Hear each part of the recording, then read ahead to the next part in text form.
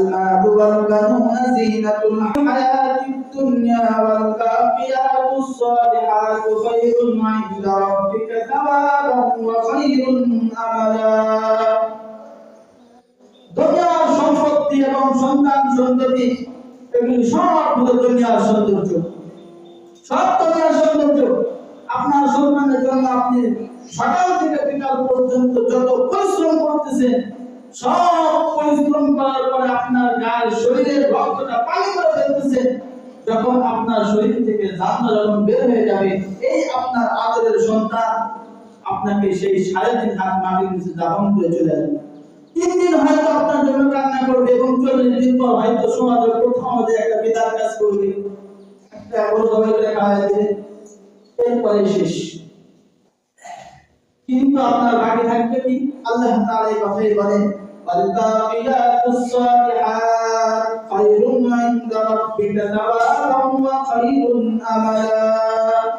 একমাত্র নেক আমল যেটা আছে, এই নেক আমল বাকি থাকবে, আর কিছুই বাকি থাকবে না, সব কিছু শেষ হয়ে যাবে।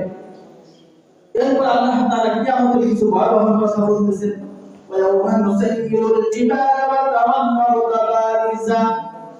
ওই দিন কিয়ামতের দিন পাহাড় চলতে থাকবে, যে পাহাড়কে আল্লাহ তাআলা জমিনের বুকে প্রাণ হিসেবে ব্যবহার করেছে, এই পাহাড়টাই কিয়ামতের ময়দানে হাঁটতে থাকবে। ওয়া তারাল আরদা বারিজা, এবং জমিন উন্মুক্ত অবস্থায় পড়ে থাকবে, সমতল ভূমি হিসেবে পড়ে থাকবে, কোনো ফসল থাকবে না, কোনো জনগণ থাকবে না, উন্মুক্ত অবস্থায় পড়ে থাকবে। ওয়া হাশারনাহুম ফালাম নুগাদির মিনহুম আহাদা। আল্লাহ তাআলা বলেন, আমি ওই সময় পৃথিবীর সমস্ত মানুষকে আমি একত্রিত করব, সেখানে কেউ অনুপস্থিত থাকবে না। সেই উন্মুক্ত ভূমিতে আল্লাহ তাআলা পৃথিবীর সমস্ত মানুষকে সেখানে একত্রিত করবেন, অনুপস্থিত থাকার কোনো সুযোগ নেই সেখানে। কেমন কেমন ভাবে আল্লাহ তাআলা সেখানে উপস্থিত করবেন? আল্লাহ তাআলা বলেন, ওয়ারিদু আলা রাব্বিকা সাফা। কাতারবদ্ধভাবে সেখানে পৃথিবীর সমস্ত মানুষ উপস্থিত থাকবে।